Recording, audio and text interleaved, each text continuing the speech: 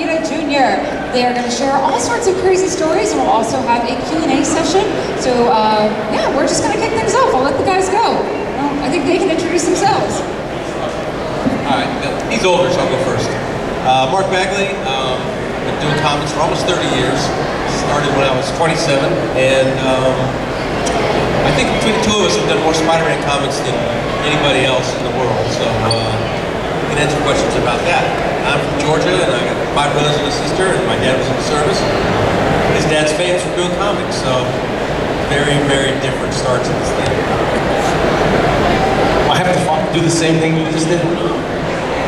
My name's John Romita, and I'm not actually a junior, that's a pen name. But my father's John Romita, and I'm John Romita, his son. But you can call me Junior anyway. I'm working on Superman. Actually, I just finished Superman, and I'm moving on to something else. Don't know what that is yet. I do know what it is, but I can't say what it is. And I don't know what I'm doing next, but I am working on a Create Your Own project with Howard Chaykin, and I'm very excited about that. It's called Schmuggy and Bimbo, and it's very labor intensive. And it's about 2 guys who grew up with my parents in the 40s. And they were Boy Scouts, the 2 of them. You can tell by their names. So Create Your Own projects are more fun than doing regular work, only because there's so much freedom to them. So I'm really excited about the Create Your Own stuff. But Superman, I just finished. Can't tell you what I'm working on. You probably know, but can't say it because I'll get in trouble. But by the end of the year, I'm probably going to have to decide which project that I want to do, because after January, it's open again. And I have some suggestions for DC tomorrow, but I don't know. We'll see what happens. That's a good problem to have, right? I don't know if it's a problem. I don't know if it's a good problem, because I'm not good at decision making. I'm being a lousy president. Aw.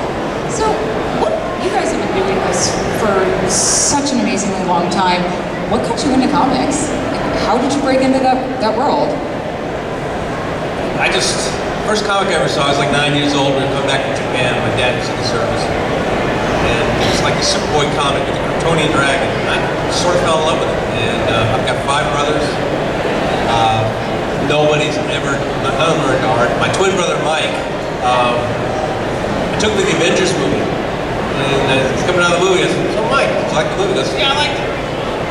"Yeah, I got a couple questions though." I said, "Yeah." He says, "At the end of the movie, the guy with the hammer." He goes, "Oh, the guy with the hammer.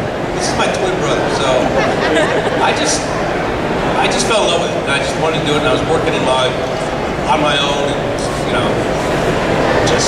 I was 27 years old, won a contest, and got me in. So not all of us have fathers who can, have a name, which honestly can also be a downside. I'm not saying that. John earned his own way, that's for damn sure. But, I started it, I'm throwing around. I heard stories about him. And it's got to do with barnyard animals. Don't repeat it, but it might be true.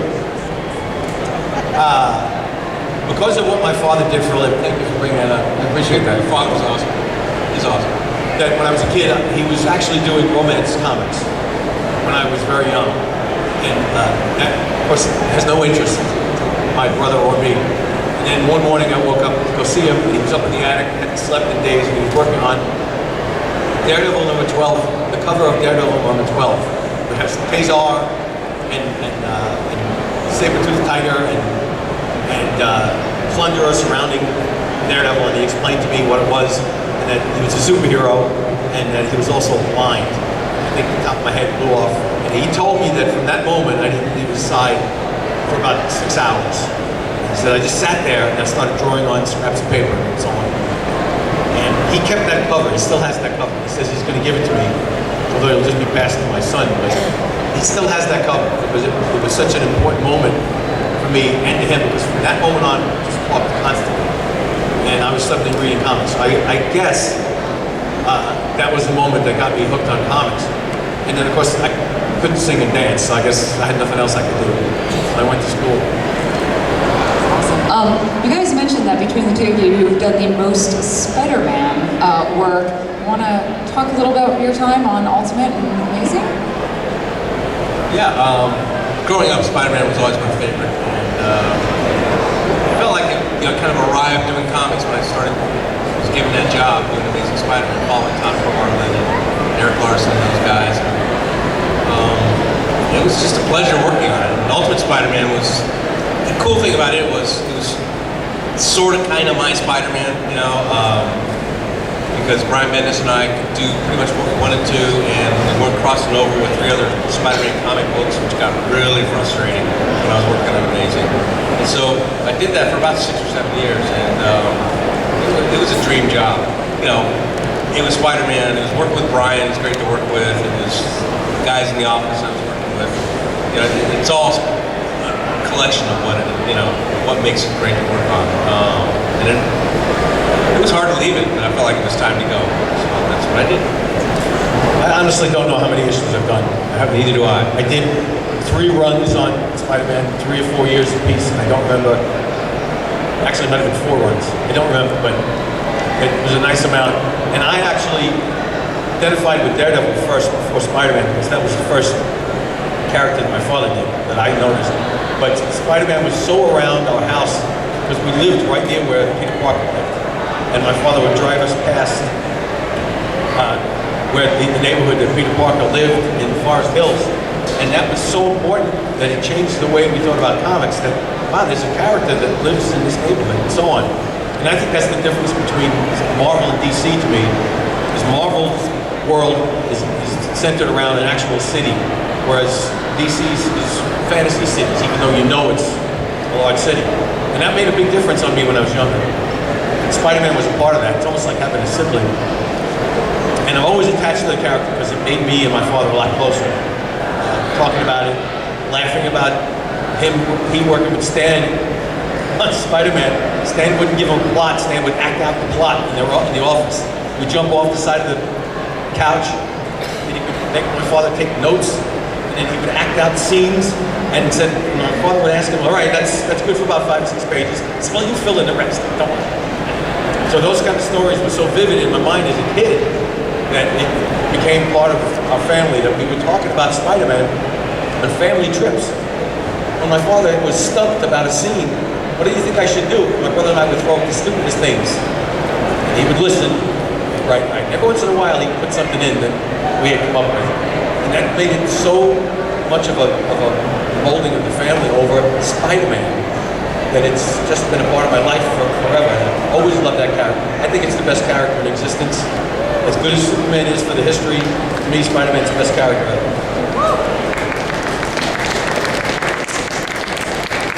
Now, you, Mark, you did something to Spider-Man that not a lot of people have gotten to do. You killed Peter Parker. I cried. There were tears. What was it like to draw those pivotal last scenes? Why didn't you kill Aunt May? I did kill Aunt May. John Romita brought her back. Yeah, I've killed a lot of people and then bring them all back. I was like, what was it drawing that? I mean, you know, knowing what it was going to mean to the readers, like, what was your process going through that? You know, that's the difference from when Stanley was jumping off the couches and just acting out. Now it's full script, and you know the writers have so much control, and you work with the writer, and it's very flexible. If it's a good writer, it gives you the leeway to tell the story visually, and you can adapt the script to it. So, you know, I get the story fully in my hands. I'm reading the story, trying to, you know, work it out in my mind and doing layouts and that sort of thing.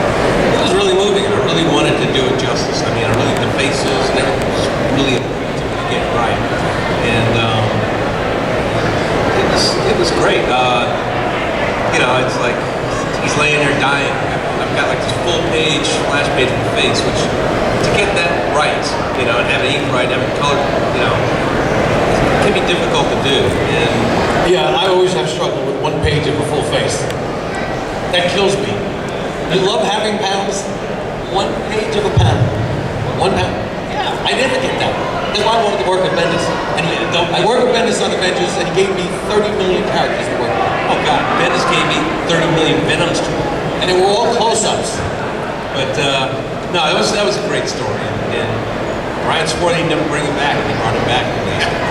The funniest thing about that story is after he died, they did the funeral thing. I don't know if anybody read it or not, but they're going into St. Patrick's Cathedral because everybody knows Peter Parker, Spider-Man, the Ultimate Universe. And this little girl stops Aunt May as she's walking into the church. And she goes, excuse me, and Aunt May turns, and there's this little girl, she's about 6, and she's got little scars on her face, wearing a hat, PJ. And she looks all sad. And she was like, Spider-Man's mommy? And she goes, no, I was his aunt.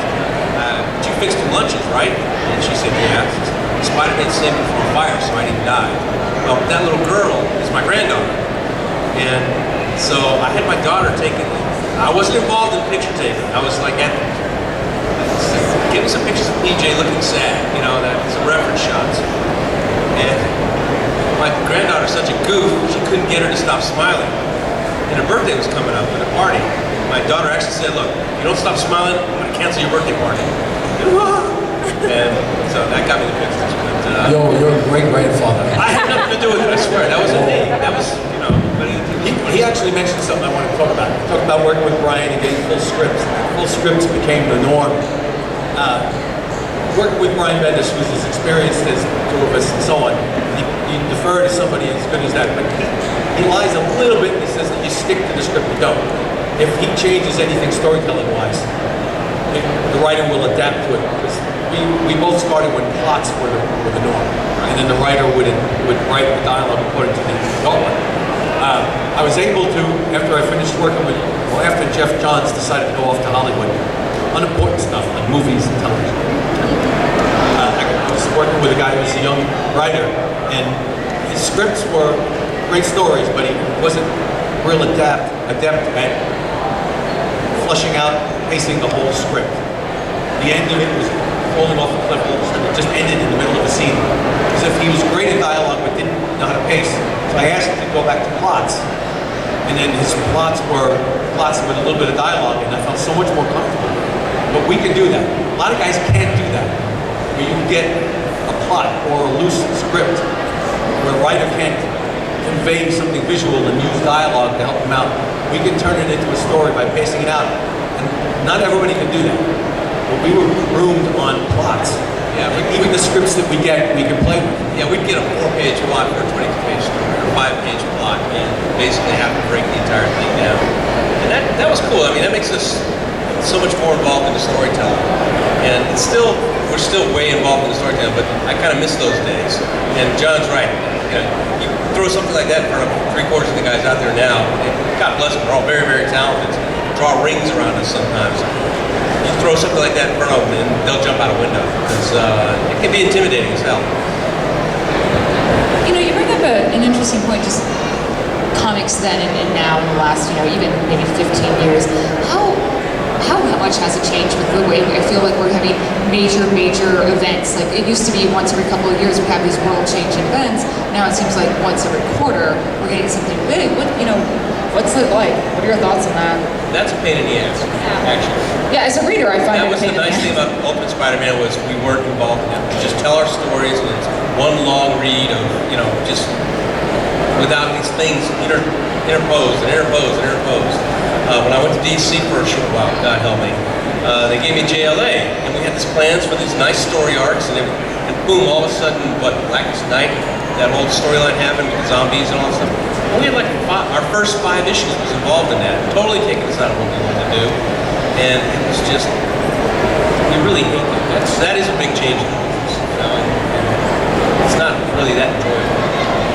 I understand everybody's trepidation about that, but if you were dealing with a product that's been around forever. Argue with me on everything, Arch. I can't help it.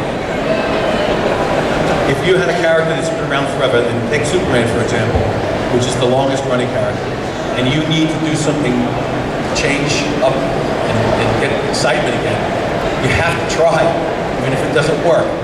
You can't please everybody, but you have to try it. And especially since both companies are owned by larger corporations, and they want to see the bottom line improve. There's a lot of creative minds going into these events, and I don't agree that it's a bad idea. They don't always work out, but you have to try something. You have to try something new. You have to kill characters off sometimes. You even have to kill off characters that can't be killed and bring them back. Oh, I understand that. I'm just saying, as a creator, it's a pain in the ass. But I completely understand you have to try it. It's a faceless corporate, godless corporation. Yeah, it has to do what they have to do. What choice do you have? If you have a long run, look at TV shows that go on way too long. They supposedly jump the shark. That's because it gets stale, so you try something new. Law and Order has been around forever, and they've got different characters coming in. The script's good, they have to try something new. You have to. It doesn't always work out, and you piss off people sometimes. But then there's people that want change, want to see something new and exciting, so you try it. I honestly support anything new, anything out of the box, as long as it's written well and thought out well. Story-driven. And you see what happens. And I know you understand if things change and they don't work out. We just tried to change Superman's powers completely. Everything's out of whack, and it really is creatively well done. It's not always accepted because half of Superman's fans want the pure Superman stories. His hair is going to be cut. Everything's changed. He's not wearing his outfit, but the thinking up to that point is brilliant by the group of Superman creators. It's a great idea. It gave him new power, and it totally screwed him up. It's well done. It doesn't always work, and corporate's going to say go back to the old-fashioned costume and be happy with it. But you still have to try something new. And even the clone saga was a good idea with Spider-Man, and it didn't work well. I thought it was a great idea. It was a great attempt. I mean, that's the thing too with Marvel, because Marvel's doing their huge world changer right now with Secret Wars, and they have so many new fans that they almost have to, because I get questions all the time. I've never read a comic. I only watch the movies. Where do I start? And I'm like, I can give them a short list, but Marvel is attempting. They don't like to hear it, but they're kind of attempting their own New 52, and hopefully they'll learn from some of it. But I will say it's definitely bringing in a lot of new readers. You have to imagine it as a sports franchise. You get settled in with a group of players that you love. They get old, you got to change. You got to start from the bottom. Look at the Houston Astros. They were lousy for many years, and they bottomed out, and now they're one of the best teams in baseball. You have to go through a bad time before you go through a good time. Hopefully you can mitigate that. The New York Yankees have been competitive for 20 years straight because they have a lot of money. That helps.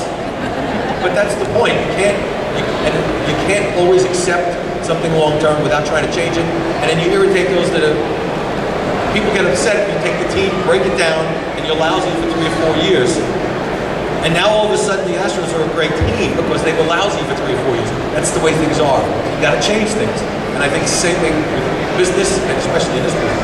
The nice thing about it in comics is they can always change it back. It's not very hard. I feel like Jean Grey, they even brought her back in her younger form. She's not dead, guys. I'm drawing all new X-Men. I know, it's fantastic. And Iceman's gay now. You don't know that? I know, hey, The Iceman. older Iceman's not, the younger one is. There's something going on. Alternate universes. We always have alternate universes. I want to talk to you, Mark, about your Carnage design. I know. I had 4 people tweet me to ask you this. They want to know the story about Carnage, and I'm sorry, but It's not that interesting a story about the design. They're basically Carnage is the son of, that spawn, a symbiote of Venom or whatever, and they just wanted something that referenced yes, son of Venom. And leave me alone. Having that grandkid really messes you up. God, having a wife really messes you up. So, they just wanted something to reference Venom's sort of look, and I did a couple sketches and drawings. We ended up with this character. The original name was going to be Chaos. We couldn't use that. And I got the idea for these tendrils and thought it was cool. And I had no idea I'd be drawing him 25 years later. And it's really it's a really difficult design to draw fast and well and show emotion. In fact, it's impossible to show emotion except for like this raging face. The tendrils tend to flatten out the figures, so you got to be careful how you draw them. And Carnage needs a lot of emotionally important moments where he's sad. my point is, if you're going to do a piece of artwork or something, you want to have something you can focus on. We are really a pain in the ass. Just saying, You know that? that's exactly why I'm here, because you'd be boring if I wasn't a pain in the ass. I'm so I did. not boring. I got the same situation with... Wife didn't think I was boring. With... Oh! Wow! You start. She would beat the shit out of you. She's much bigger than you. I've never met her twice, so. Design, that was actually very good. I'm impressed. Thank you. So is your wife. I'm thinking. We can come up with something. I don't want to stop picking on your wife. She's a sweetheart. My wife is a sweetheart. I think she has guns. The design of the Hobgoblin was the same thing, based on another character. And Hobgoblin became a popular character. I completely ripped off the Green Goblin. Just absolute. And everybody was patting me in the back. What a great design. No, it wasn't. I ripped off Green Goblin. I used to get the pennies of royalties because the toy sold so well. I got a 17-cent royalty on the design of Hobgoblin. I'm so impressed. I have it. It's stuck up on my wall. It's all brown and faded, but I thought that was amazing. 17 cents. You think it would be something you could take home to the bank? The bank wouldn't accept it. So it was the same kind of setup. Derivative enough character. All right, I'm proud of it, but I didn't really do a whole lot. Hobgoblin was based on Green Goblin. Same thing with Carnage and Venom. You do what you can with it. There's a bar in LA that if you have a royalty check for under 24 cents, they'll give you a free beer. So that's what you can turn that in for. So in terms of costume designs, especially like then and now, have you gotten to kind of put your mark on some of these iconic looks? Have you ever gotten to say like, no, this is what I want? And if so, what's your kind of favorite design? It's funny. You want me to go first and then you can make fun of me? I'm thinking about something about your wife. I just redesigned the X-Men. It's all new X-Men. So it's the Beast and Angel and Iceman and somebody else. And I can't do much with Iceman, but costume design's fun. It's most of the time it's like the first thing you lay down is what you go with. It's sort of that's what's come from your gut. You go with your gut, usually in pretty good shape. But sometimes you have to go through different permeations and levels of it. Dealing with the editor, dealing with the writer, that sort of thing. They did like 4 or 5 sketches for each X-Men character. And we ended up with something pretty good, I think. So, it makes you work a little bit harder, but you end up with something better in the end. I've designed the Ultimate Universe. I got to redesign Electro and the Vulture and these guys. Just to do a different take on them. Kingpin is sort of like a huge fat white guy, so there's not much you can do with that. But it's always fun when you get to play with characters like that. It depends on if you have an existing character that you're redesigning or if you're coming up with a new name. The name always helps you out if you're designing a new character. Redesigning a character is sometimes difficult because the writer has in mind what they want. They tell you, if a writer says, we're redesigning this character, doesn't say another word, you might be less intimidated. But when a writer says, I have this in mind, suddenly you have this dopey thought in the back of your head. No, Actually, don't bounce it off that. I don't mind it. That drives me crazy. It's me an idea. Makes you into a corner and suddenly you feel like, by the way, you're a pain in the ass. But sometimes it makes you think something you wouldn't have thought of to begin with. Yeah, but then that's the same thing is if you work with a plot or a script, if a writer suggests something, I feel almost restricted by that thought. And I have to call the guy and say, are you really waiting for this or can I mess around with it? But with designs, if a writer says, redesign the costume or come up with this new character, and this is what I have in mind, I'd rather have a reaction to what I first come up with, and then we build from there. And then at least it comes from me and I can work on it. But coming up with redesign of a character is like trying to design Superman all over again. You have to redesign Superman's costume, but you can't do this, and this. You can change his collar, and you can change his boots. Oh, thank you so much for that. I appreciate that. That's difficult, but redesigning a character is more difficult than creating a character from scratch, as far as I'm concerned. I agree. In terms of creating your own stuff, what about some of your own creator-owned work? What was that like, just from concept to execution? Oh, any of your creator-owned work, like well, some creator-owned, I actually have no costumes for characters that need to be created. They're based on experiences and people that I know. But Kick-Ass was different in that I had to be reminded that these were not real superheroes. And these were costumes that were amateurish. So they were baggy and loose, and these looked like skinny people. And the designs were supposed to be considered costumes that you get from a local costume store. So make them look that way. Because originally it was supposed to be just about Big Daddy and Hit Girl. And it morphed, and they were both biker-esque. Leather and big lamb chops on Big Daddy. He looked like a gigantic version of Sylvester Stallone from a very old movie. And then that changed when Mark Miller decided to add character Kick-Ass to it. But the costume still had to look amateurish. That was easy. Because you just put baggy costumes on people and make them look like they really don't know what they're doing. And I got complaints from people that said, why are all your characters wearing wrinkly costumes? So you can't please everybody. But creator-owned stuff that I'm doing after Kick-Ass is all based on real people that I've experienced, and there's no costumes per se. The two guys, Shmuggy and Bimbo, that I come up with were two guys that grew up with my parents in the 40s, and Howard Chaykin is the writer on it, decided to move the characters up to the 70s, but there's still two guys that my parents grew up with that kind of protected the neighborhood, and one of them looked like, according to my father's words, looked like a beat-up old catcher's man, just crunched up, and I based it on that. I've never seen a photograph like that. Bimbo is basically Colossus with a little bit of gray. That's the way the guy looked. He was immense, and he was big and strong. So those aren't real costumes. Those are just loose descriptions of real people. And then the creator own stuff is easy to do that way. You don't have to really design characters, costumes, but you have to design concept. Yeah. So it's the same kind of struggle. Do you have any? The only creative I've done brilliant with Brian Bendis, and we didn't have any costumes in that either. It's just real people, and some of them get powers. But that kind of thing's fun to draw. I mean, a lot of people think, okay, the fun thing about drawing superheroes is the fight scene and the costumes and all that stuff. After you do it long enough, you really come to realize the fun stuff is the character interaction, the talking, the movement, the camera angles you shoot from, drawing. I love drawing like real scenes, cars, people, and stuff like that. And some of it's harder to draw because it's real. You have to make it look more realistic than you do guys in capes. But I enjoyed doing that. I mean, Ultimate Spider-Man would go 5 issues without a costume. It would be, I wouldn't even realize it because I was having such a good time doing the character interaction. And, to this day, that's what I really, really enjoy. Awesome.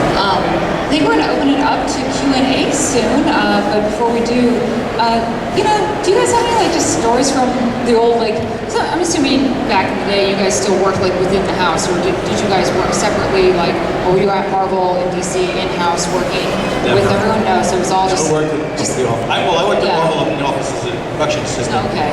But that was the first thing I did before I actually got on. So it was all runners, just do your pages and send them. Yeah, everything FedEx, fax machines, and back in the days. That's the one thing about technology, it's just speeding everything up. It's just, between scanning and emailing and all that, it's just made things. I go to Marvel offices maybe once every 3 or 4 years. I mean, I kind of hide out in Georgia and Florida to take care of my family. So you scared away the family? Sit down. He didn't really mean what he said. But it's going to be in trouble for him later. I went from doing construction and Don't start your car without thinking about it. I won't. I went from doing construction and working at Lockheed to working out of the house in my pajamas. When I got into comics, I was working about 80 hours a week, and I told you the story last night. My daughter is about 8 years old, and her bus stop is up at the top of the hill right in front of where my studio was, over the garage. And I just got in the habit of getting up and slapping on my bathrobe, getting some coffee, and going to work. And the window's right here where my desk is. And after a month or two of this, my daughter, who's 8, comes up and says, "Dad?" I says, "Yeah." "You know those weird people in the neighborhood people talk about?" I said, "Yeah." She says, "You're becoming one of those when you get dressed." So I kind of shifted over to sweatpants and t-shirts, but that's the one thing about working out of the house.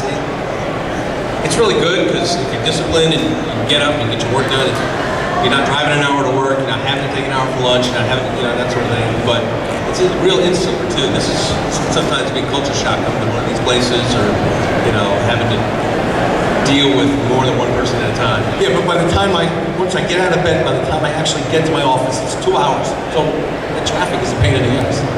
All the way down the stairs, stopping for breakfast, going out, running an errand, and then getting to the desk. You could just as easily have been in the office in Manhattan. Getting around. I know. There's no traffic. There's no traffic up and down, really. Have you guys switched to digital, or are you still doing old school pens and Pencil. Nice. Yeah. Pencil, and the most important, the eraser. Eraser. It's a lot easier digital, I hear. Thank God for erasers. Yeah, right. And other pieces of paper. I have this discussion with some of the younger guys who are fully digital. My thing is, when John and I are done, we've got a piece of artwork in front of us. Good, bad, or different, but it's a thing. And if I want to keep it, save it for kids, or if I want to sell it, it's mine to choose to do with it, and it's there. They get done working digitally, they have a file. That's all they have. They can't put it on a wall, they can't give it to a friend. And 10 years from now, when DOS is gone. It's gone, that's right.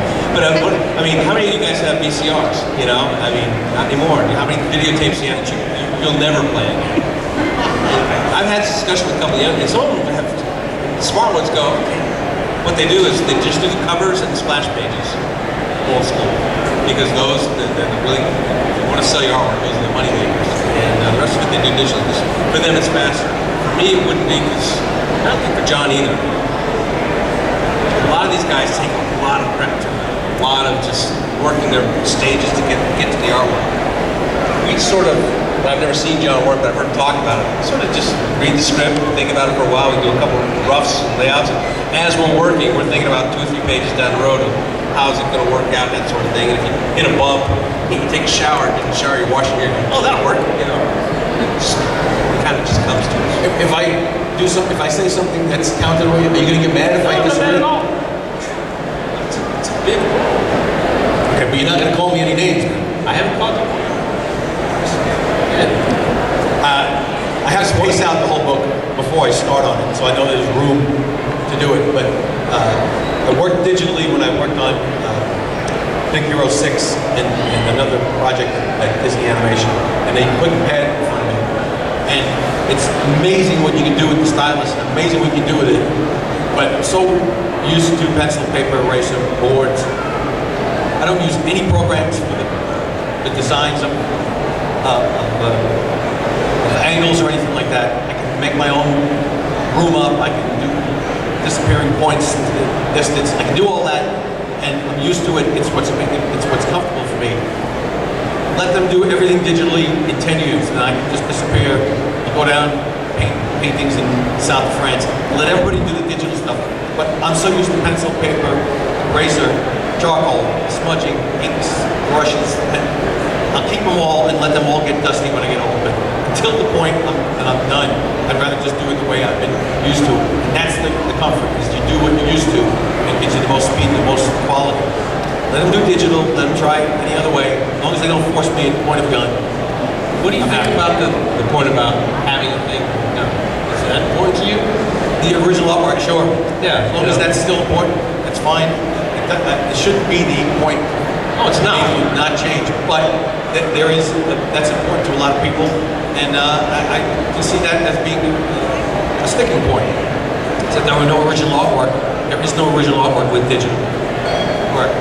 It makes it hard for the collectors, which I recently got to meet, like, comic page collectors, like that level of that spent lots of money.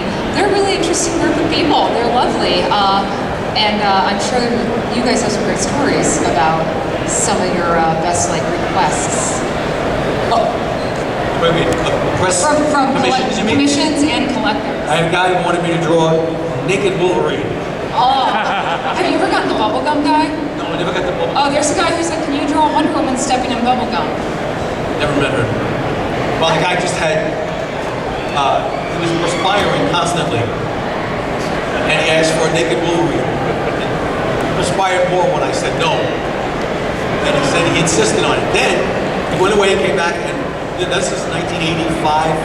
He asked for a naked Kitty Pryde. Kitty Pryde at the time was Yeah. a very young girl. So that kind of gave me this cold chill down my spine, and he ran out real quick when everybody descended on him and said, that's pretty sick. So I've gotten some very strange requests. They'll have more than a few writers and artists that have their drawing books of characters in very little clothing. I don't know what that means, but I know a writer that has a complete book of Storm without any clothes on, which, depending on how you look at it, is a good idea. I don't. Keep me out of this. I drew a couple of naked, topless sheep poems back in the day, but I sort of kind of, I decline anymore. It's just, it's not my thing. If anybody's ever been to a high school and you go into the stall in the bathroom and on the wall there's all sorts of ugly, foul, repulsive things, there's something in artists, young artists, that feel the need to draw the most ridiculous costumes on women and show off as much as they can to get away with it, and they It's called testosterone. and they giggle at that. That's the same mindset as the guy that draws on the side of the wall in the bathroom. It's just, I had to draw Wonder Woman in an issue of Superman, and I looked, the first thing I saw was this pair of panties that were physically impossible. You can't walk around with panties like that. Sorry. So I gave her longer shorts, and everybody got mad at me. So I put her in a robe, and I'm not going to draw panties like that. Nobody wears those. It's something about the mindset, and I am as open-minded as anybody, but there's something about guys designing female characters. They all look like they're pinups in an old Playboy magazine from 1975. Not enough. That's actually changed a lot. A lot of as more women are open about reading comics, there's a huge push for more practical designs and Hope so. Yeah, and you're like totally on that path. You're cool with that. That's awesome. So cool. Though I will say women can run in heels. I know some people are like, women can't fight in heels. I'm like, no, they're superpowered. They can. I actually got a comment on Wonder Woman that I didn't show enough cleavage. And it was a direct comment. What's the matter? You were afraid of showing a woman's body? Oh. Huh. How do you argue with that? Yeah. Yes, I'm not afraid of showing a woman's body. I just don't think it's necessary with Wonder Woman. She's super in herself. She doesn't need everything out. All right. So you guys want to open up to questions in the audience? I'm gonna come run around. So don't get up, guys. So on those movies you did with Spider-Man, how did y'all come up with the character Anti-Venom? I don't think either one of us had anything to do with it. I did Anti-Venom. It was basically, literally, see what I know? They wanted the polar opposite of Venom. So we just reversed everything. It was Dan Slott's attempt, wink, nudge, nudge, but it applied to the story. So I just reversed the black and the white. It was simple as that. Another design I shouldn't take credit for. Just reversed it, that's all. Hi guys, huge fan. Thank you. One question I have, well, it's about the movies. Like, well, when you go in and you see, obviously, the creators of these movies, they take a lot of inspiration from you guys' art. Is there like a certain, or have there been certain scenes that you're like, oh, well, I remember kind of drawing that to some vein of that? The first Tobey Maguire Spider-Man movie came out, and there's a couple of scenes there were directly from the Ultimate Spider-Man comic. I mean, Brian was involved in a lot of the pre-production on that thing. Like, there's a scene where J. Jonah Jameson and Robbie Ross are going through Peter's pictures and crap. Woo. That's directly from the comic. So, I get no money for that, but it's kind of cool. I mean, it was pretty exciting at the time.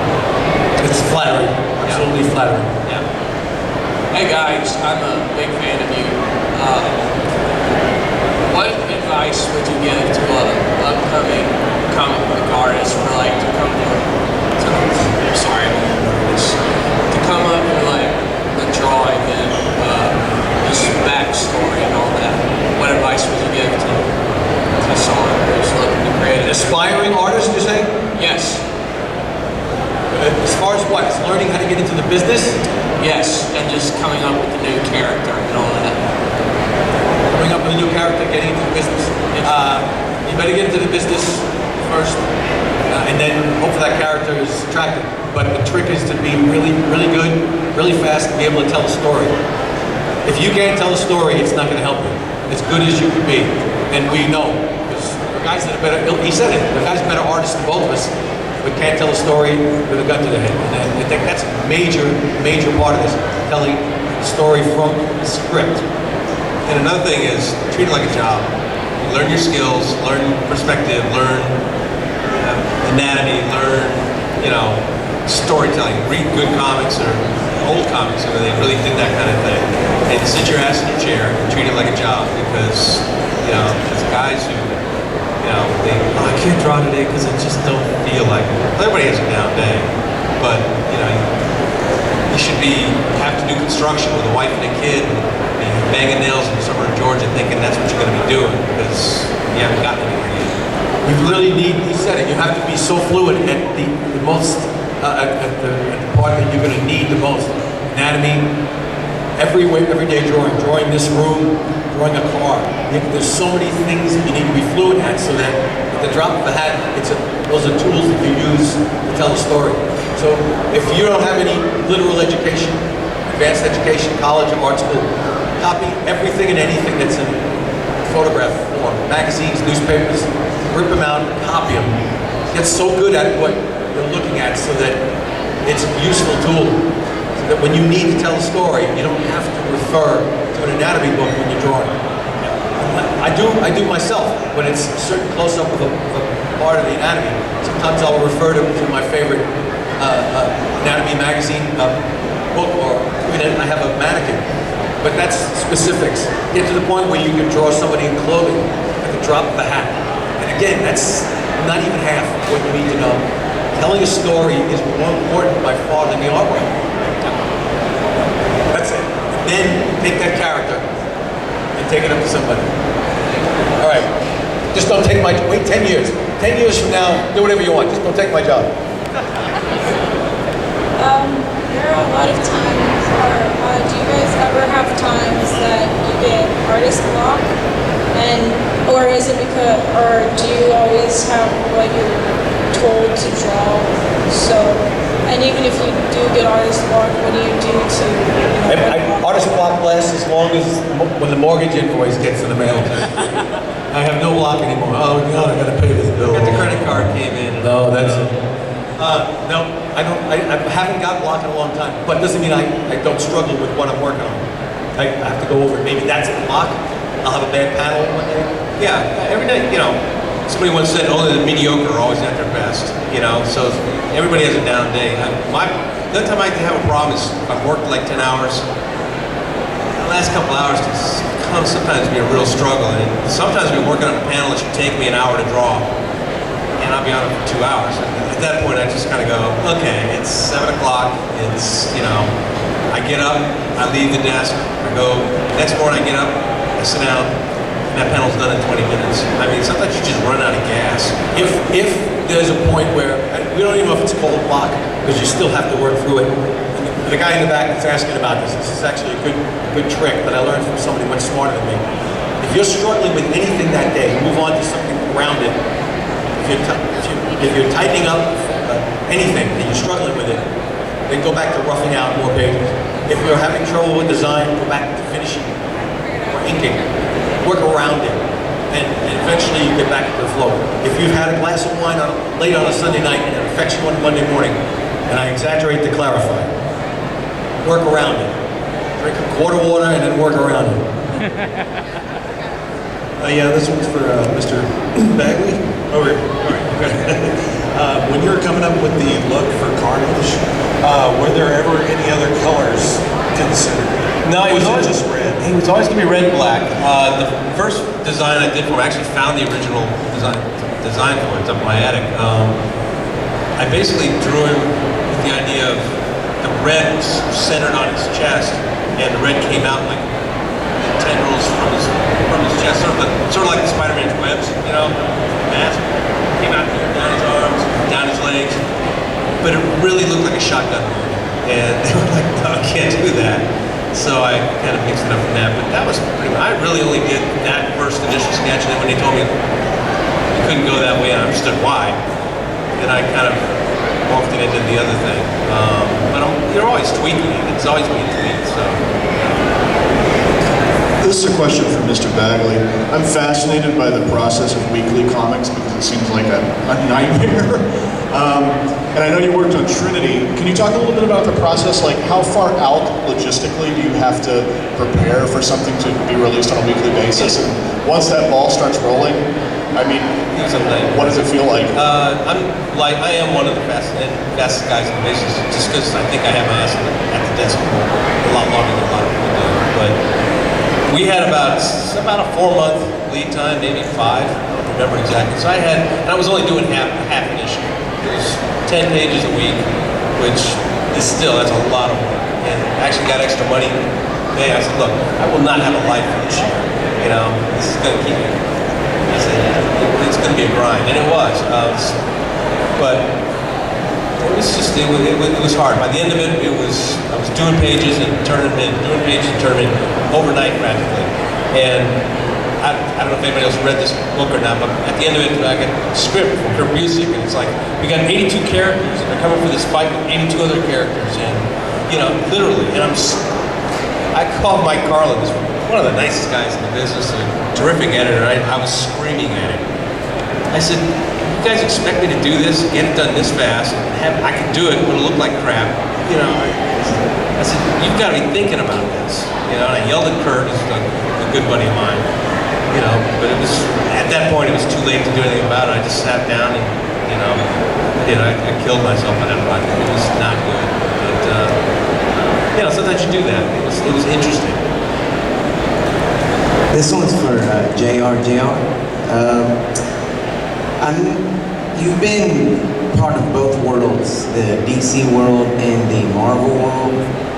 As an artist, I'd like to know, you know, what are the similarities and differences between the two worlds, in your opinion? That's a great question. Similarities is that it's comics, creative stories, and so on. The differences are the way the characters are handled, and that's the biggest difference. Superman is such a difference from any other character, even though the colors are the same as Spider-Man. And it's basically a guy in a costume. And I remember thinking the first big image I did of Superman, when I was still concerned about how I was going to handle the character, and I suddenly realized I've done red capes before, so I can handle this. I've done Thor. And then it all made sense to me. It's basically the same. I didn't change countries. I just went to a different character. And the process was the same. It's telling the story the same way, just with a different character. But the way the characters are handled are different, and the editors are different, and the writers handle it differently. But it's such a minor difference, and yet it causes such a big difference overall. The Marvel characters manifest themselves in a different way, and maybe that's because of the history of the characters compared to the history of the DC characters. It's a minor difference, and yet it comes out differently overall. And then here we are trying to change Superman, and people screaming at me, this is not a Marvel character. It's a DC character. So you can even ask fans what the difference is, and they might have a different opinion. But the job ends up being about the same. I sat down, told a story, paced it out, did the penciling. I had to work a little harder because I wanted to try something different with a different character, that kind of thing. But I settled in, and there is a difference, but it's hard to pinpoint. I think it's just the characters themselves and the history that they have. And that's pretty. Spider-Man is so different from Superman. Spider-Man is a failed human being. He messes up, gets the snot beat out of him, and it's easy to build from that because there's so much that can happen to the character. Superman's perfect. He never loses, and now they're trying to Spiderize Superman by making him lose every once in a while, and he got killed, and so on. So it's how the characters handled based on the characters. When Kurt Swan did Superman, he was perfect. And he looked the same every time. He's always. And now they've killed the character off, and he's come back as 8 different characters. They're all over the place. They got to do the same thing with other characters, try something new. But the difference is that Peter Parker is a regular kid from Queens Village, and Superman is an alien, and he's perfect, and he can't be beaten, that kind of thing. And it starts from there, and that's the differences. This one's for Mr. Romita. You guys were talking earlier about like the bathroom wall and like the testosterone and stuff. I'm curious if you and when you were working with like Mark Miller on Kick-Ass and stuff like that, did you have to convince you to do like the graphic? That's a great point. Yeah, and I actually struggled with the violence and the foulness that I was working on. And here I am. I remember years before saying I could never work on a subject that was that rough because I'm dealing with young audiences and families. And I turned complete hypocrite when I worked on Kick-Ass. And I remember after I got over the fact that I was a hypocrite, it takes a while. Ladies and gentlemen, Down to working on stuff that your son, my son was young at the time. more exciting And he would come walking into the office, and normally I'd say, please, let me discuss this with you. He'd sit down and look. Now suddenly I had to, now you get out of the office. You can't come in. I don't want to show you what I'm doing. It's really dangerous. That hit girl is slicing the guy in half. And that really made a difference to me. And there's a mindset to being that foul and being that violent. And I wasn't ready for it. It took a little while to get used to it. I think the difference was I just applied the storytelling process to this ultra-violent, foul storyline, and it worked out. Not because I was brilliant coming up with the idea. I had no choice. Just, I got to do this. And Mark was constantly reiterating, don't worry. It's okay to get stupid. We can say these words, and we can show this kind of violence, and then suddenly I would go to bed discussing with my wife new ways to disembowel somebody. What do? Wives are good at that. Wives know how. And I remember telling Mark, literally on the phone, I'm going to hold off decapitation until a perfect time. How do you have these conversations with somebody? And then I ended up using it for Mother Russia. And he didn't ask for the decapitation of Mother Russia. That was my idea, because I was so upset that Hit Girl, and I had already met Chloe Moretz, who was just an absolute sweetheart. And I was getting upset at the thought of Chloe Moretz getting the snot beat out of her. So I said, if I was Chloe Moretz, I'd want to cut this old evil creature's head off. And he didn't call for it, so I added it in, and it was really gruesome. And I remember thinking to myself, I'm loving this. That's sick. I had to go away for a week after I got done with Kick-Ass. I had to reinvigorate myself to be a normal human being. I'm sure I had the FBI checking me out. Good afternoon. It's a two-part question for both artists. What's the greatest criticism you've received as an artist, and who's your favorite artist? Greatest criticism? Could you give him the microphone? I didn't hear what. Greatest criticism. Greatest criticism. Criticism? Yeah, The greatest criticism. I'll tell you what it is. Okay, the greatest criticism was from John Buscema. Rest in peace. There was a young artist, and he asked me how fast I was working because somebody was discussing speed and efficiency. John Buscema was one of the fastest. Next to Jack Kirby, the two of them were the fastest artists. And he asked me how many pages I do a day, and I said, one. And no, that won't do. First thing he says is, throw the eraser out the window. And he's right, meaning literally and figuratively, get rid of it, because don't second guess yourself. What you put down, the first design generally is probably a good idea, unless you editorially mess up. And he was right. And then he said, what do you use for a pencil? I said, I use a mechanical pencil this size and so on. He says, get rid of it, because I have to sharpen it too often. He says, get yourself a pencil that doesn't need to be sharpened, and you get a fine enough lead, and it didn't make a difference. So there's little tricks. So that's the greatest criticism, is you're too slow, Romita. You're too slow, you little shit, I think is what he said. Sounds like John. And the greatest character, the greatest artist. My favorite artist right now? Oh boy. I'm a big fan of Jim Lee's art. Big fan of Jim Lee's art. I think that Lanil Yu is one of the best illustrators. I think that there's probably somebody else. I can't think of them offhand. Those two guys, I look at that work and David Finch, I think, is a brilliant illustrator. So there's a couple of guys, and I something about a lot of guys. I can't think of them all, but those three guys, I love their work. The current artist that I find the most intimidating out there is Stuart Inman. He can draw anything. He can make it look good. He can do any style he wants to do. He can intellectually choose to. He can do this really cartoony style like he did in Next Wave. He goes on to some almost hyper-realistic stuff. And he can just choose to do that. I just draw the way I draw. I don't think I can sit down and intentionally draw in a different style. And he's just really good. So that's the current guy that for me is the best. And the best critique I ever got was from his dad. I just won the trial contest and went to Atlanta to beat him.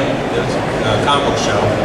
And I took some pages that I've been working on, and in a room bigger than this with 10 times the amount of people sitting around, I waited my time in line and got up there and explained who I was. He actually went, oh, okay, Mark Bagley. Sure. I showed him what I was working on. He spent about 30 minutes giving me this really intense, detailed critique in front of all these people, and I never once felt uncomfortable. He was so good and so clear and so precise about what he was saying, because he knows his stuff, that, it wasn't one of these where, oh, kid, you suck, or oh, you need to work on this, or, it's just, it was amazing. So. Actually, anybody would probably feel this way. Just a little addendum. The greatest criticism is generally from yourself, unless you have a gigantic ego. Yeah. The comment my father made when I was younger, there's always somebody bigger, better, stronger, smarter, better artist than you. Get used to that, and work on getting to that point. Yeah, I'll never get a tattoo of my own work, because I'll draw something and I'll think it's just right. And then 3 days later, I'll come back, and if it's a face, I'll go, why is that eye a quarter of an inch too high? Or why is that lip a little bit too off? You know, it's just, there's no such thing as the perfect piece of artwork. And I just, you know, the permanence of a tattoo just scares the crap out of me. Yeah. That's a great question. Yeah, if you stare at it too long, it's never going to be perfect. Well, thank you all for coming out and joining Mark and John at JR. They're going to be signing and giving arts and all sorts of cool things at their tables, so go over and say hi. And then we have Rob Liefeld coming up next. Or if you want to learn about what it's like to be a professional fan. Yeah. Oh, that's for you, Rob.